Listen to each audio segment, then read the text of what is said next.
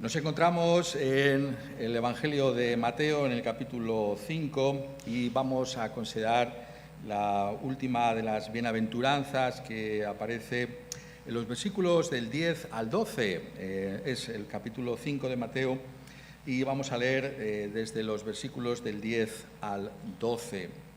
Y nos dice así nuestro Señor Jesucristo: Bienaventurados los que padecen persecución por causa de la justicia, porque de ellos es el reino de los cielos. Bienaventurados sois cuando por mi causa os vituperen y os persigan y digan toda clase de mal contra vosotros mintiendo. Gozaos y alegraos, pues porque vuestro galardón es grande en los cielos, porque así persiguieron a los profetas que fueron antes de vosotros. Estamos ante la última de las bienaventuranzas que nos presenta el evangelista Mateo, viniendo de los mismos labios de nuestro Señor Jesucristo. Y la curiosidad de esta bienaventuranza es que podríamos denominarla como una doble bienaventuranza. Hay una manera de expresión aquí en nuestro Señor Jesucristo que choca con las que hemos visto anteriormente. Aquí, si lo puedo decir así, se explaya el Señor Jesucristo y nos trae como si fuera una doble bienaventuranza.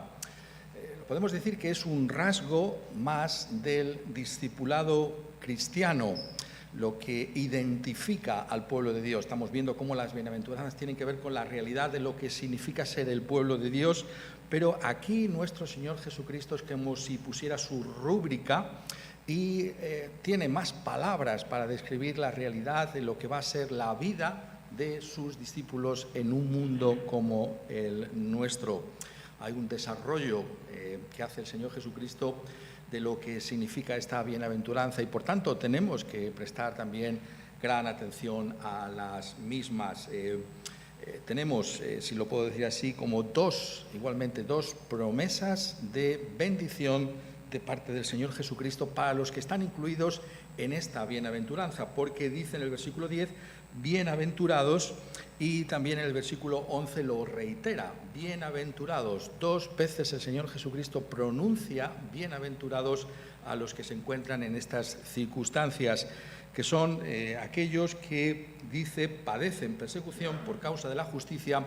Y si nos ha quedado alguna duda sobre lo que esto pudiera significar, el Señor Jesucristo dice enseguida lo que implica esa afirmación suya en el versículo 11, cuando dice: cuando por mi causa os vituperen y os persigan y digan toda clase de mal contra vosotros mintiendo. Por tanto, lo que está diciéndonos es que la persecución por causa de la justicia es cuando os persigan por causa de mí, por ser discípulos de nuestro Señor Jesucristo mismo.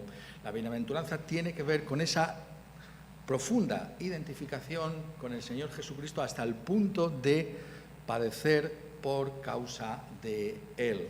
Y estas personas, está diciendo nuestro Señor Jesucristo, tienen una doble bendición, si lo podemos poner de esta manera. Y también podríamos pensar que estamos ante esa última bienaventuranza precisamente por la manera en que el Señor Jesucristo nos lo presenta aquí. Recordamos como la primera de las bienaventuranzas, en el capítulo 5, versículo 3, dijo el Señor: bienaventurados los pobres en espíritu, porque de ellos es el reino de los cielos. La primera característica, esta pobreza en espíritu, y Jesús dice: de estas personas es el reino de los cielos.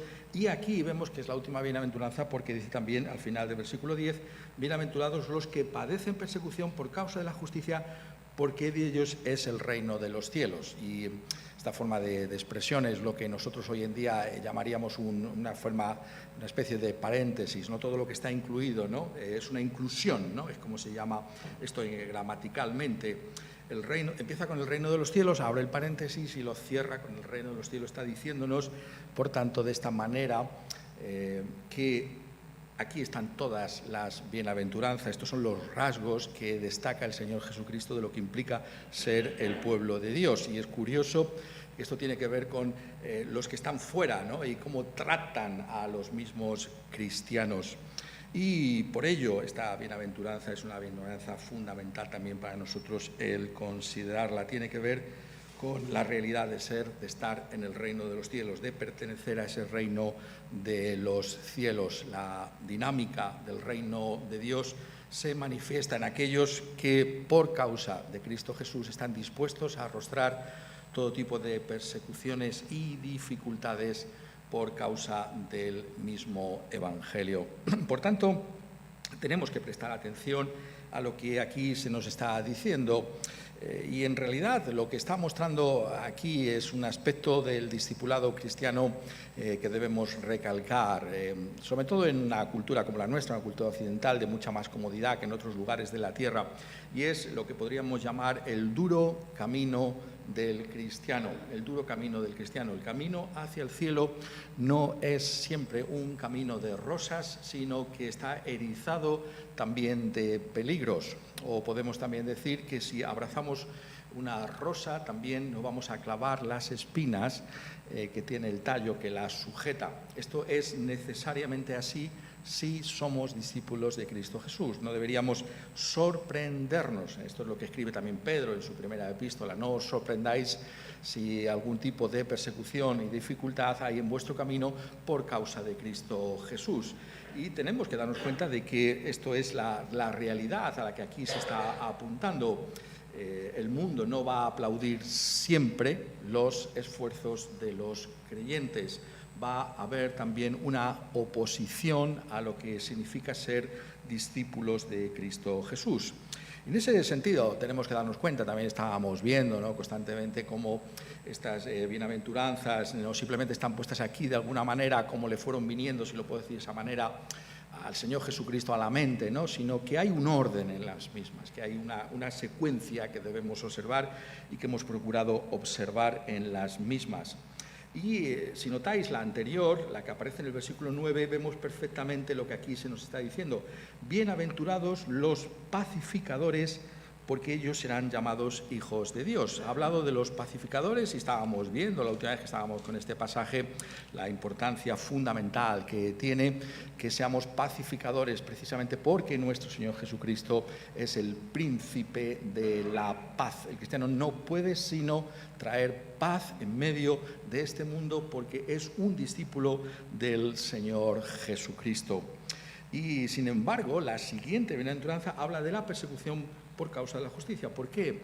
Porque no siempre nuestros esfuerzos por pacificar van a tener éxito. Por mucho que el cristiano vaya esa milla extra, ¿no?, y haga ese esfuerzo especial que lo tiene que hacer por ser un agente de paz en un mundo en rebelión contra Dios, no siempre vamos a tener éxito en esa tarea. Es lo que también pone el apóstol Pablo en Romanos capítulo 12, versículo 18, cuando dice: si es posible, en cuanto dependa de vosotros, estad en paz con todos los hombres. Y está teniendo este punto de vista realista, ¿no?, de la vida en un mundo como este caído, ¿no? Podemos hacer nuestros mejores esfuerzos, podemos poner todo lo mejor de nosotros con la ayuda del Espíritu Santo y, sin embargo, encontrar que no es posible otra cosa sino una oposición a lo que significa ser el pueblo de Dios, la Iglesia del Señor. Y eso también es el punto de vista que tenemos que tener muy claro. Está diciéndonos que no siempre vamos a tener ese éxito, lamentablemente, pero que tenemos que esforzarnos por conseguirlo como cristianos.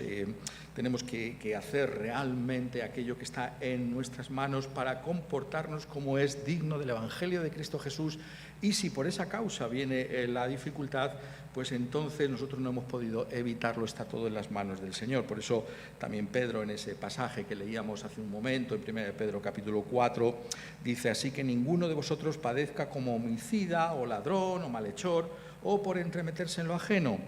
Pero si alguno padece como cristiano, no se avergüence, sino glorifique a Dios por ello.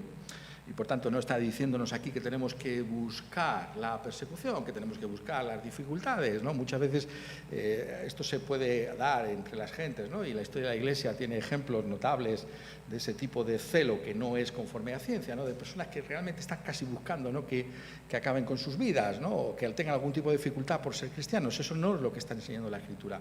Está diciéndonos que tenemos que pacificar, que en cuanto dependa de nosotros tenemos que estar en paz para con todos los hombres, pero que si en la providencia de Dios somos perseguidos, entonces eso lo tenemos que aceptar. Por tanto, ese contexto es fundamental para nosotros, el contexto de todas las bienaventuranzas. Lo que está en nuestra mano hacemos, pero si aún así somos perseguidos, entonces somos bienaventurados por causa de ese evangelio. Y por tanto, este es un camino en el que nosotros tenemos que estar dispuestos a transitar. Somos conscientes de que puede ser también algo que venga a nosotros, no lo estamos buscando, no lo estamos pretendiendo, pero esto pudiera venir.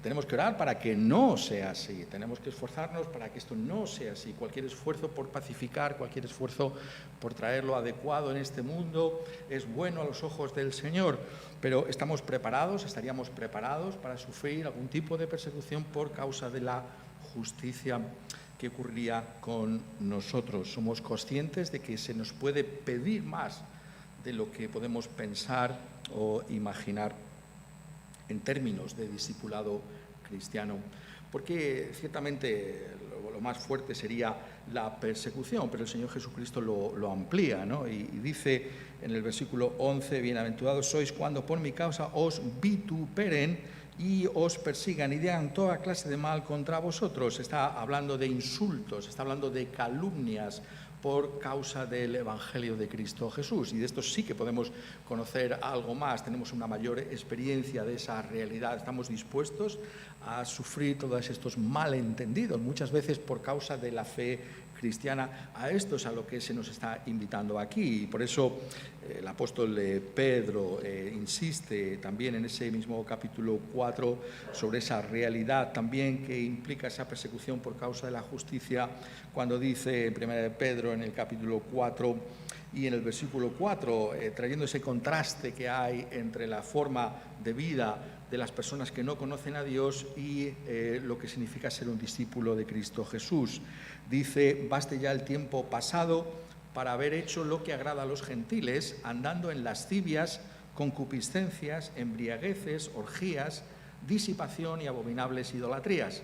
A estos les parece cosa extraña que vosotros no corráis con ellos en el mismo desenfreno de disolución y os ultrajan. Ultrajar es insultar, despreciar, desechar.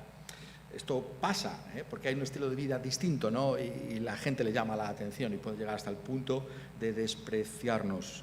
Somos conscientes de que esto puede acontecernos y que si nos acontece realmente, Dios sigue estando con nosotros. Dice en el versículo 14, si sois vituperados, si sois insultados, si sois tenidos como nada por el nombre de Cristo, sois bienaventurados, ¿no? El apóstol Pedro, que escuchó aquellas bienaventuranzas, ¿no?, de los labios de Cristo, es aquel que repite la bienaventuranza aquí cuando está exhortando en su primera epístola. Si os vituperan por el nombre de Cristo, sois bienaventurados.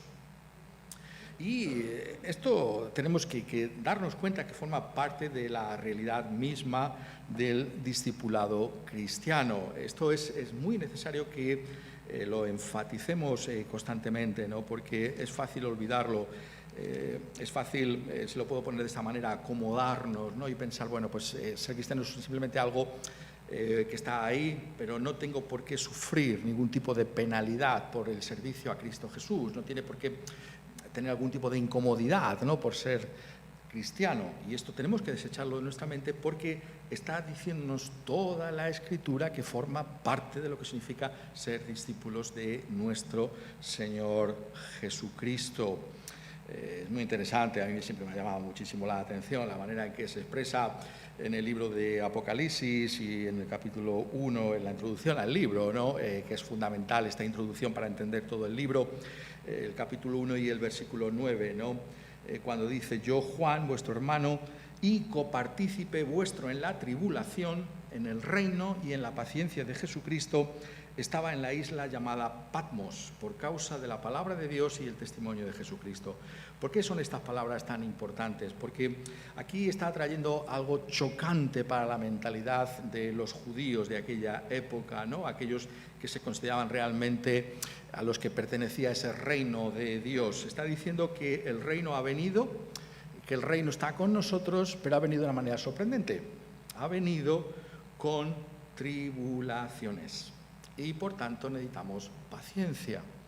Y esto muchas veces es olvidado por la Iglesia cristiana, ¿no? La Iglesia cristiana olvida que el reino de Dios no significa que tengamos ya las bendiciones de la consumación del reino de Dios en la presencia de Dios. Es decir, no estamos ya en el reino de los cielos, en esa plenitud, en ese cielo nuevo y esa tierra nueva, en el que no habrá enfermedad, no habrá ningún tipo de carencia, no habrá ningún tipo de problema o de persecución.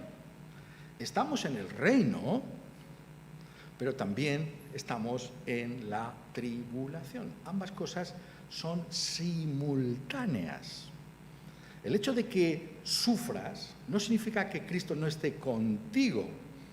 Cristo está contigo, aunque tú tengas que andar en medio de grandes tribulaciones. El hecho de que te vaya mal, porque me dicen esto, porque me desprecian, no significa que Cristo no esté a tu lado.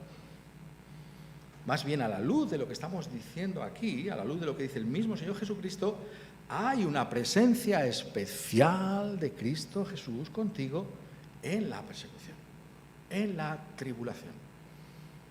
¿Somos conscientes de esto? ¿Habrá una plenitud del reino? Claro que sí. Una plenitud en la que gozaremos de plena salud, ¿no? Y nuestros enemigos serán una pesadilla, ¿no? Ya no estarán más presentes.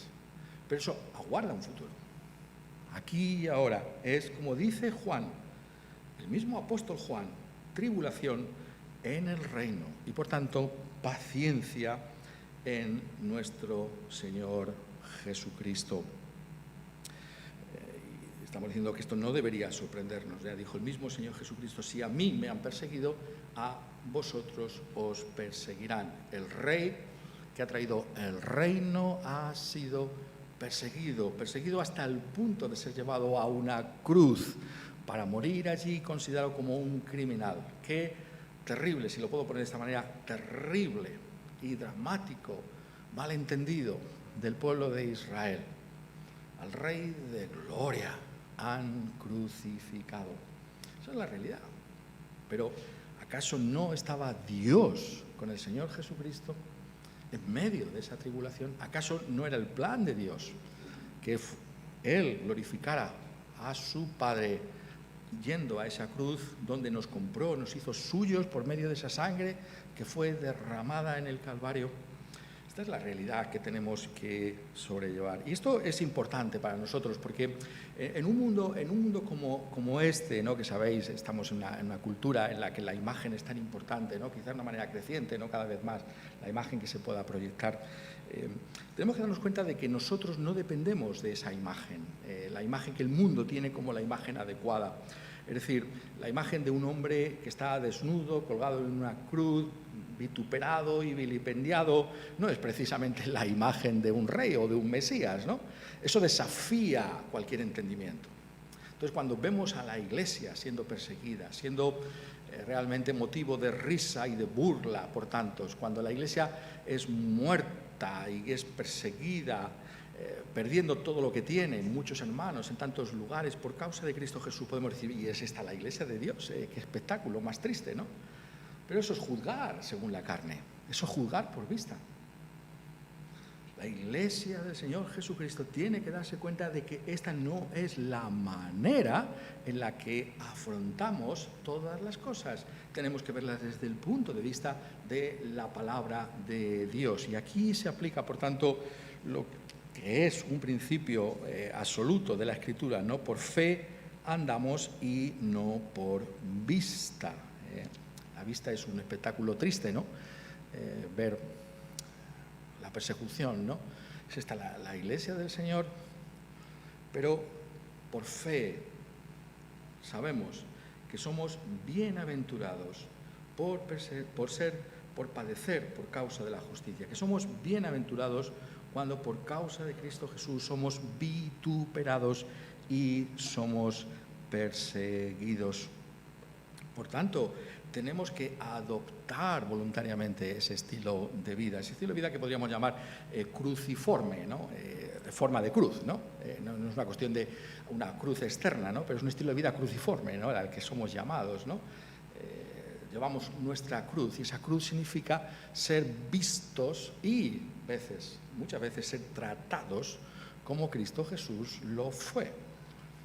Recordando entonces que en ese momento y en esa ocasión somos bienaventurados, que lo que importa, por tanto, no es la opinión de aquellos que nos tratan de esa manera, sino lo que Dios dice sobre nosotros. Y su iglesia es bienaventurada en esa dificultad, en esa opresión, en esa persecución.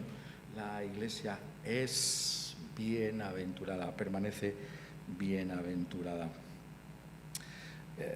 ¿Y cómo afrontamos, ¿no? Siempre decimos esto, ¿no? La parte fundamental del mensaje sería cómo podemos vivir de esta manera. ¿Es esto posible para nosotros? ¿Hay alguna realidad, ¿no? Nosotros que pueda hacer posible que podamos afrontar estas cosas? Sabemos que esto no es posible en nosotros mismos, que necesitamos algo que viene de parte de Dios mismo para poder afrontar esta forma de vida distintiva que puede llevar a la persecución, que lleva tantas veces al malentendido, al vituperio y a la calumnia en este mundo, a dificultades que no queremos, pero que van a estar ahí presentes precisamente por ser el pueblo de Dios. ¿Cómo es esto posible? ¿Cómo podemos hacerlo? ¿Cuál es el enfoque que trae la Escritura? Y ahí tenemos que darnos cuenta que el enfoque bíblico es siempre tan distintivo, ¿no? El enfoque bíblico es siempre chocante, ¿no? Es la manera de este mundo. ¿Cómo se afronta, ¿no? Porque podemos pensar, bueno, lo pongo de esta manera, ¿no? Bueno, pues hay tantos que sufren, ¿no? En este mundo, y también malentendidos y calumnias, y es verdad, hay otro tipo de personas, todo tipo de grupos también lo sufren, ¿no? ¿Cuál es el enfoque que tienen? Bueno, pues hay muchas formas de hacerlo, ¿no? En la antigüedad, lo más destacado, y muchas veces se ve esto como si fuera una cosa gemela, ¿no? O similar al cristianismo, es lo que se llama el estoicismo, ¿no? La filosofía estoica, ¿no? El gran representante de esa filosofía es nuestro gran Séneca, ¿no? El cordobés, el hermano de Galión, ¿no? Que aparece en el libro de los Hechos de los Apóstoles. ¿Qué es el estoicismo? Básicamente el estoicismo es aguantar, ¿no? No me queda más remedio, ¿no? Simplemente, ¿qué puedo hacer, ¿no? Razonan, esto me viene, este mal me ha venido, pues no me queda más remedio que afrontarlo tal y como viene. ¿Acaso es esto lo que enseña el cristianismo, el estoicismo? ¿Es simplemente esto? El enfoque de Cristo es totalmente distintivo. Notadlo en el versículo 12. Gozaos y alegraos. Gozaos y alegraos. Pero bueno, esto sí que es chocante, ¿no? Pero ¿cómo me voy a gozar? ¿Cómo me voy a alegrar, ¿no? Si me están persiguiendo, si me están quitando todo lo que tienes, si estoy perdiendo la salud, estoy perdiendo todo, la dignidad personal. ¿Cómo voy a gozarme y alegrarme? ¿Esto qué es? Es el enfoque cristiano. Es un enfoque radicalmente distinto al que cualquier filosofía humana, incluso la más excelsa de todas, que sería el estoicismo, puede enseñarnos sobre cómo afrontar las dificultades en este mundo. Los verbos que aquí señala el Señor Jesucristo, además, llaman la atención poderosamente sobre el hecho de que esta es la actitud correcta, porque estos verbos están en presente continuo. Es difícil, ¿no? En el inglés lo tiene y es más fácil para los que estudian inglés o saben inglés entender esto, ¿no? Pero es como si dijera, continuar gozándoos, continuad alegrándoos, ¿eh? Es una acción continua, no es un momento puntual que yo me alegro. No, la actitud del cristiano siempre, en medio de la persecución, es esta. No es algo que en un momento dado me gozo, sino que siempre me gozo. No es que me alegro, sino que siempre me alegro. Este es el estado que tenemos que buscar en nosotros mismos. ¿Es esto posible? ¿Podemos encontrar algo así como esto? Porque Jesús nos dice que esa tiene que ser la actitud cristiana, este gozo y esta alegría. Tiene que ver justamente con lo que explica el mismo Señor Jesucristo. Él no simplemente dice gozaos y alegraos, sabéis que Esto también es otra de las grandes características de la enseñanza cristiana. Dios no simplemente da mandamientos, ¿no?, u ordenanzas, sino que siempre da alguna razón, ¿no?, para que esto se tenga que hacer, ¿no? Y aquí hay dos razones en este versículo 12, ¿no? La primera es porque vuestro galardón es grande en los cielos, porque vuestro galardón es grande en los cielos. ¿Qué significa esto?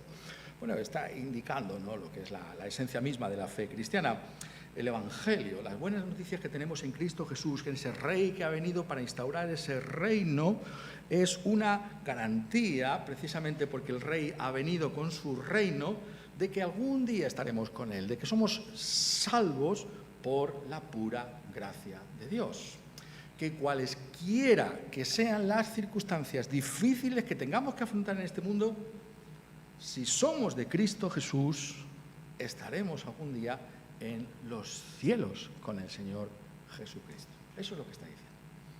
Está apuntando a que la misma naturaleza, la misma esencia del Evangelio requiere el gozo y la alegría, porque no pueden arrebatarnos esto, el cielo.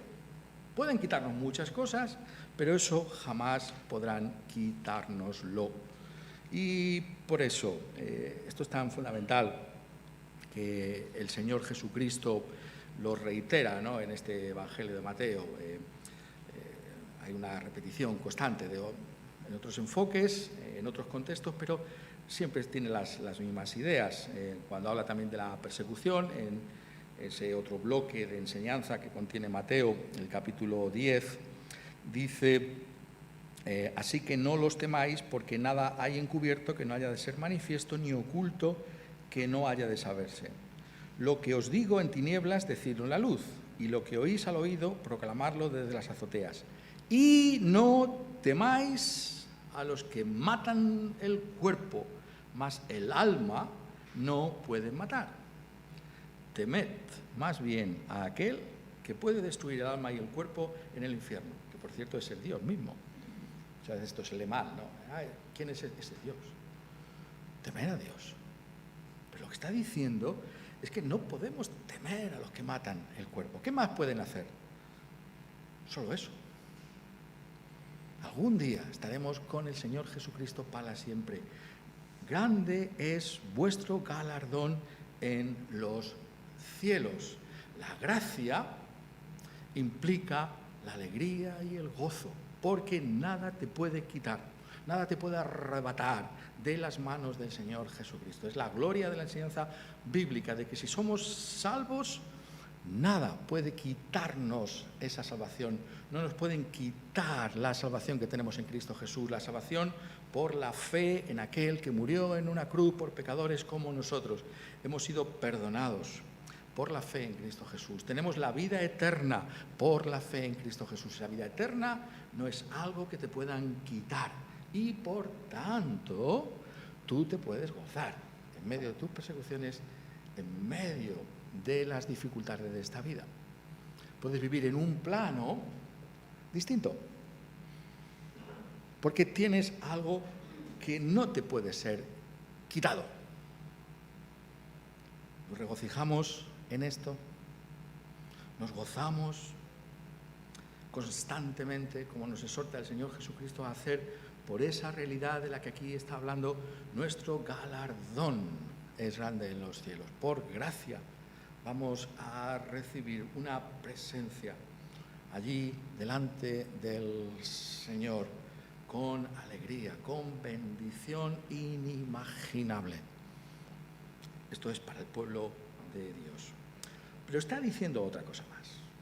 No simplemente es esto, aunque esto es fundamental. La salvación es por la gracia y, por tanto, el gozo continúa siempre, cualesquiera que sean las circunstancias externas. Está diciendo algo más. Está diciéndonos que el cristiano es capaz de sobrellevar esas dificultades en tanto en cuanto sea consciente de esa perspectiva que aquí se está trayendo, que es una perspectiva celestial. He aquí otra de las claves de la vida cristiana. El cristiano no vive solo en este mundo. Claro, si solamente tengo esta vida, entonces si vienen a arrebatármela, lo pierdo todo. Si me quitan mis bienes, lo pierdo todo.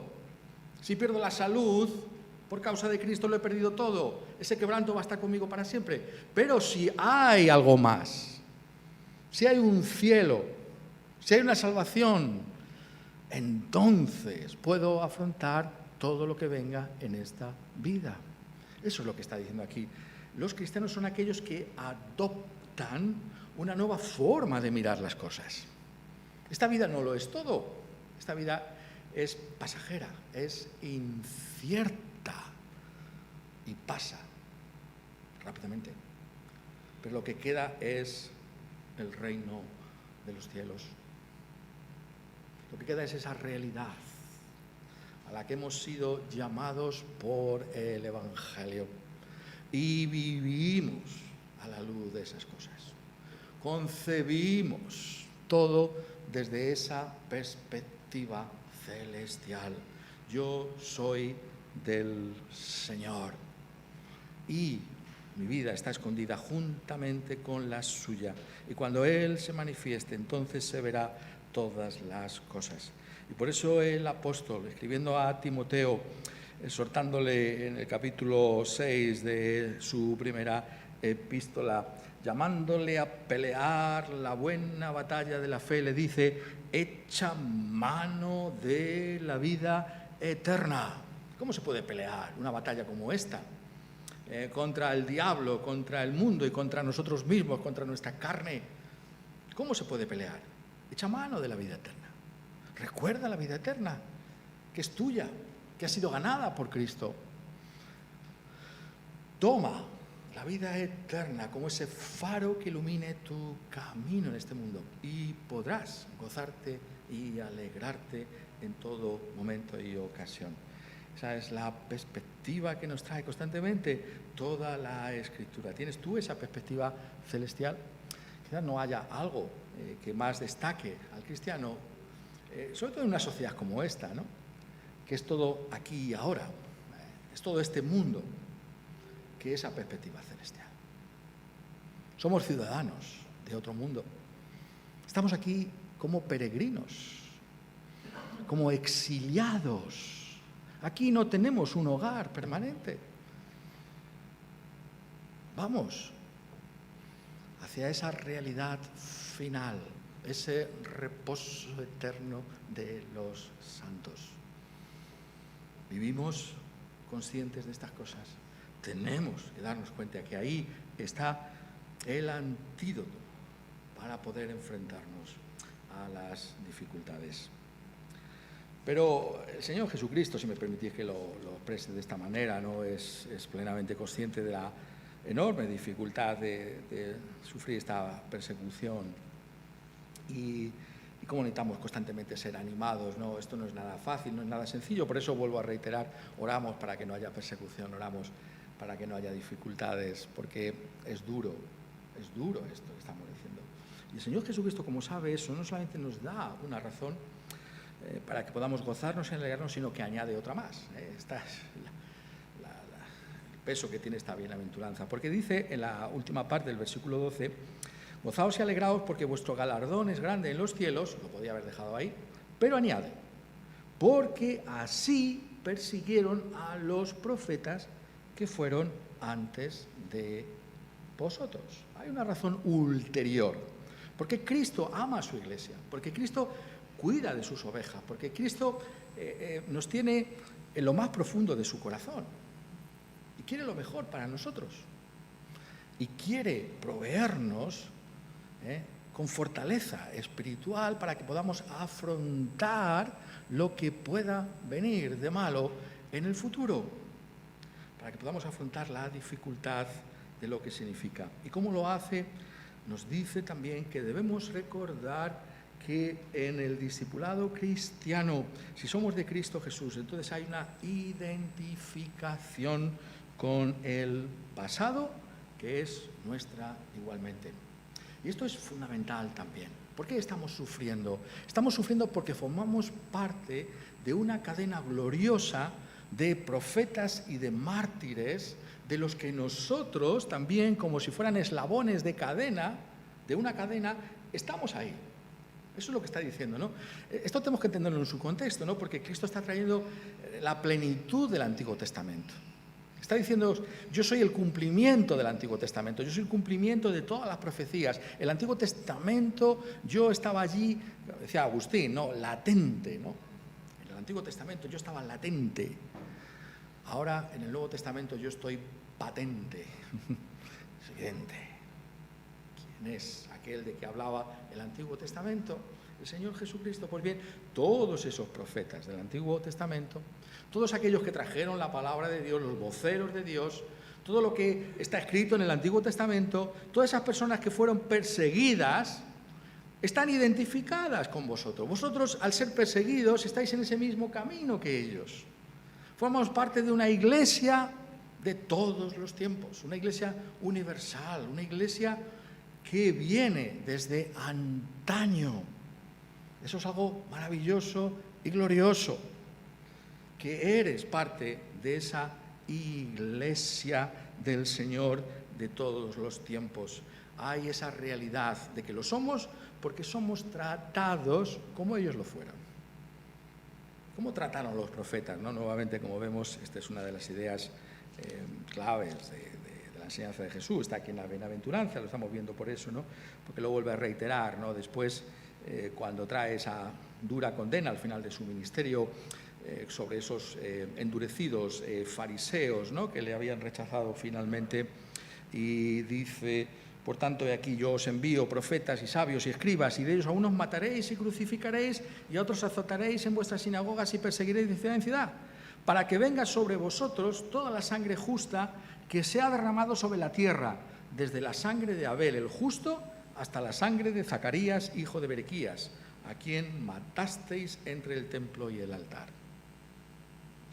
Toda esa sangre, todos esos mártires, tú formas parte de ese pueblo de Dios. Hay un ADN espiritual que te une con Jeremías y con Elías y con todos aquellos que han padecido por Cristo Jesús. Tú eres hermano de ellos. Son nuestros parientes. ¿Y no es algo glorioso formar parte de una familia como esa? La familia que se ve que es de Cristo porque han sido perseguidos como lo iba a ser el Señor Jesucristo mismo. Y para nosotros, que formamos parte de esa iglesia post-apostólica, significa algo extraordinario, es lo que tiene vivir en estos días, ¿no? Estos tiempos que han pasado 2000 años también de fe cristiana, ¿no? Estamos identificados con los apóstoles del Señor Jesucristo mismo.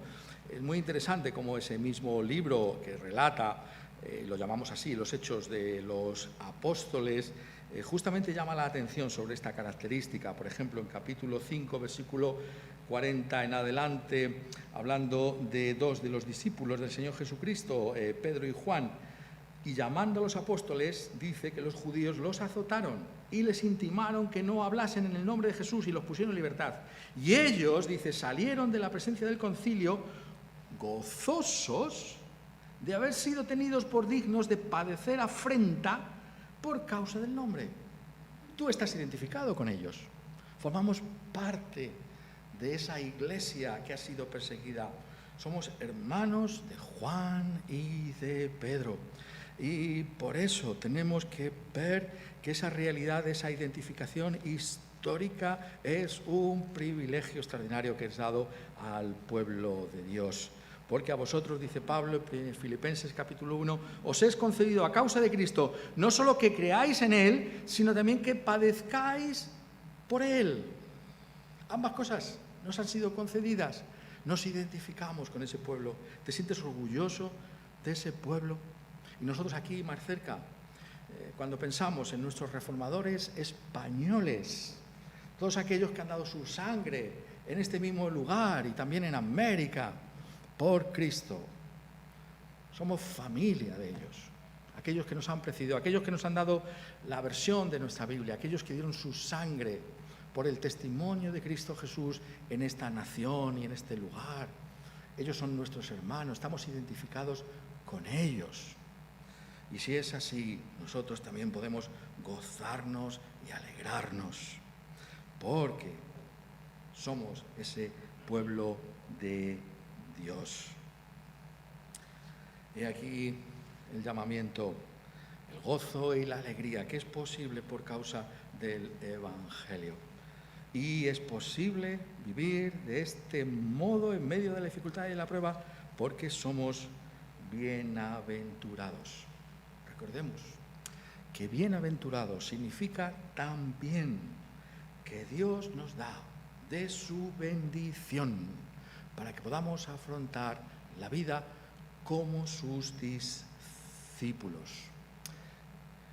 Somos, como dice también el Señor en Mateo 25, 34, los benditos del Padre, porque heredamos el reino preparado para nosotros desde la fundación del mundo. Esa bienaventuranza que reposa en ti, en la vida, en un mundo de tantas penalidades y dificultades por causa de Cristo como este, no te va a ser quitada. ¿Por qué? Porque hemos sido comprados por la sangre del Cordero. Cuando Juan refiere sus tristes, penosas circunstancias en ese peñasco perdido en mitad del Mediterráneo que se llamaba Patmos, ha dicho anteriormente: al que nos amó y nos lavó de nuestros pecados con su sangre y nos hizo reyes y sacerdotes para Dios su Padre, a Él sea gloria e imperio por los siglos de los siglos. Amén. Esa es la realidad. Nos ha limpiado con su sangre, nos ha hecho suyos, somos reyes y sacerdotes aún en medio de las dificultades, hasta que Él venga. He aquí que viene con las nubes, y todo ojo le verá, y los que le traspasaron, y todos los linajes de la tierra harán lamentación por él.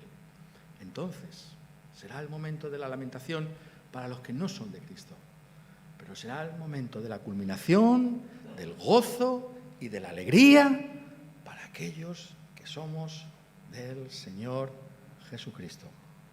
Si eso es así, vamos a afrontar lo que significa la vida cristiana, traiga lo que traiga, con ese gozo y esa alegría, con la seguridad de la bienaventuranza de Dios en nosotros, porque nuestro es el reino de los cielos, porque Él, el Señor Jesús, es nuestro Rey.